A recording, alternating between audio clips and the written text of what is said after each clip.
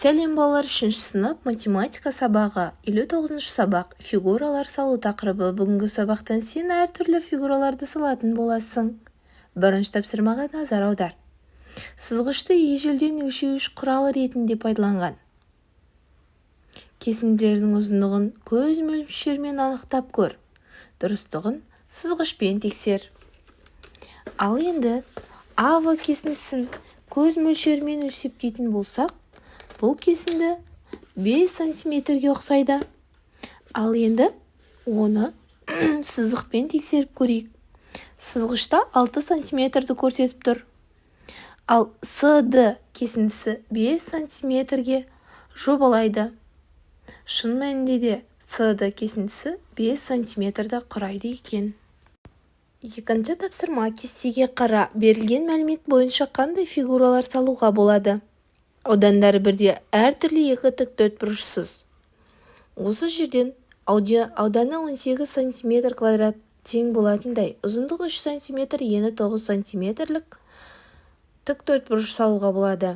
Немесе ауданы 24 см квадратқа тең болатындай, ұзындығы 6 см, ені 4 см төртбұрыш салуға да болады. Немесе ауданы 12 см квадрат болатындай, ұзындығы 2 см, ені 6 см-ге тең болатын тік төртбұрыш салуға болады. Ал енді дәл осы ауданмен екі түрлі тік төртбұрышсыз көрейік. Ұзындығы 2 см, ені 6 см, ауданы 12 см квадратқа тең болатындай, осындай фигура салуға болады. Немесе ұзындығы 3 см, ені 4 см, ауданы 12 см квадратқа тең болатындай, осындай екі түрлі тік төртбұрыш сызуға болады екен. Үшінші тапсырма, ұзындықтар төмендегідей кесінділерсіз. А. 32 см-дің 8-ден 1 бөлігіне тең. Яғни 32-ның 8-ден 1 бөлігі 4-ке тең. А тапсырмасы 4 см-лік кесінді. 9 см-дің 3-ден 1 бөлігіне тең. 9 санының 3-ден 1 бөлігі 3, демек, тапсырмасында 3 см-лік кесінді сызамыз. Б тапсырмасы 10 см-дің 5-ден 1 бөлігіне тең. 10-ның 5-ден 1 бөлігі 2-ге тең. Демек, Б тапсырмасында 2 см-лік кесінді сызамыз. Төртінші тапсырма, аудандары 16 см квадрат, 25 см квадрат және де 9 см квадрат болатындай шаршыларсыз. Ең бірінші, қабырғалары 4 см-ден болатын, ауданы 16 см квадратқа тең болатын шаршы сыздым. Одан соң, қабырғалары 5 см-ге тең, ауданы 25 см-лік шаршы. Ал ең соңғыда тұрған қабырғалары 3 см-ден, ауданы 9 см квадратқа тең шаршы сызылған. Бесінші, тапсырмасы ұзындығы қызыл кесіндіден 2 есе артық кесінді тап, оны дәптерге сыз. Қызыл кесіндінің ұзындығы 5 см, 2 есе артық болу үшін 10 см кесінді сызамыз, ол EF кесіндісі. Бесінші тапсырмасы қай кесіндінің ұзындығы көк кесіндінің жартысын құрайды? Көк кесіндінің ұзындығы 8 см, ал 8-дің жартысы 4 см, яғни GH кесіндісін сызатын боламыз. Алтыншы тапсырма, көп бұрыштардың қабырғаларының ұзындығын өлшеу, олардың периметрін тап. Бірінші фигураның қабырғаларының ұзындығы 5, 2, 3, 2 см-ге тең. Периметрін табу үшін барлық қабырғаларын қосамыз. Демек, бірінші тұрған фигураның периметрі 12 см-ге тең. Келесі фигураның барлық қабырғалары бірдей. Яғни 2 см-ден 2 см-ді қосып, оны 2 есеге арттырғанбыз. Демек, екінші фигураның периметрі 12 см-ге тең болады. Үшінші фигураның периметрін табу үшін қабырғаларын өлшеп алайық. S, M, N және де P, O қабырғалары 3 см-ден, қалған екі қабырға 2 см-ден. Барлық қабырғасын қосқандағы шыққан мән 13 см-ге тең. Демек, үшінші фигураның периметрі 13 см. Жетінші тапсырма, дәптердің ортасынан С нүктесін белгілі циркульдің үшін сол нүктеге қойып, радиустарды төмендегідей шеңбермен сыз. Бірінші шеңбердің радиусы 1 см, екінші шеңбердің радиусы 2 см, үшінші шеңбердің радиусы 3 см және де төртінші шеңбердің радиусы 4 см-ге тең болсын.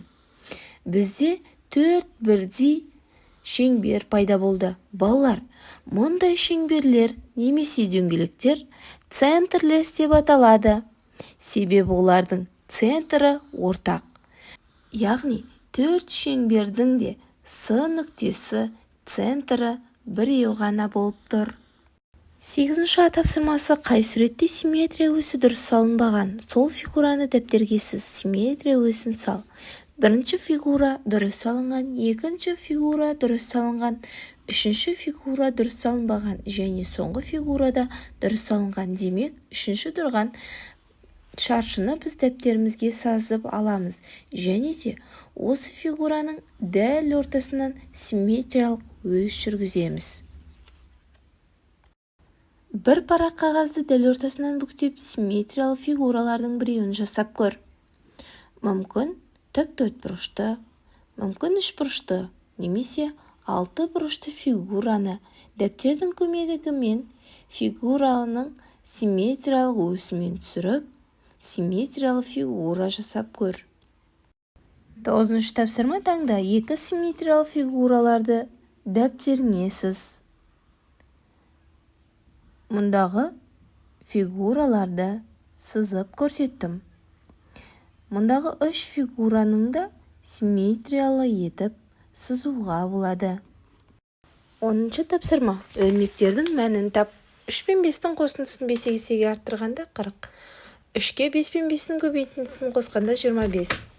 Келесі өрнектердің мәні 29, 38, 43 және 11-ге тең болады. 11-ші тапсырма. Аудан өлшем бірліктерінің кестесін пайдаланып салыстыр. 8 метр квадрат артық 80 дециметр квадраттан.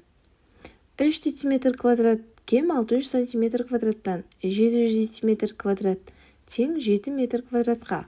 40 дециметр квадрат артық 4 дециметр квадрат. 9 дециметр квадрат артық 90 сантиметр квадраттан. 300 дециметр квадрат тең 3 метр квадратқа. 6 метр квадрат артық 60 дециметр квадраттан. 4 дециметр квадрат кем болады 900 сантиметр квадраттан. 800 сантиметр квадрат тең 8 дециметр квадратқа. 12-ші тапсырма. Бір торкөздің ауданы 4 сантиметр квадрат фигураның боялмаған бөліктерінің және толық фигураның ауданын тап. Демек, А фигура. Мұнда барлығы 20 яшық. 20 яшық әр торкөз 4 сантиметр квадраттан жалпы аудан 80 сантиметр квадратқа тең. Боялған яшықтар алтау 4 сантиметр квадраттан 24 сантиметр квадратқа тең. Боялмаған шаршылар 14. 4 сантиметр квадраттан боялмаған шаршылардың жалпы ауданы 56 сантиметр квадратқа тең болады. 12-ші тапсырма. Толық ауданы 60 сантиметр, боялған ауданы 20 сантиметр квадрат, боялмаған ауданы 40 сантиметр квадратты құрайды. Б фигурасы. Толық ауданы 48 сантиметр, боялған ауданы 32 сантиметр, боялмаған ауданы 16 сантиметрді құрайды. Және де В фигурасы. Мұндағы толық аудан 36 сантиметр, боялған аудан 32 сантиметр, ал боялмаған ауданы 8 сантиметр квадратқа тең болады. Жарайсыңдар балалар, өте жақсы. Бүгінгі сабақ түсінікті болса, видеоға лайк басып, осы каналға тіркеліп алыңдар.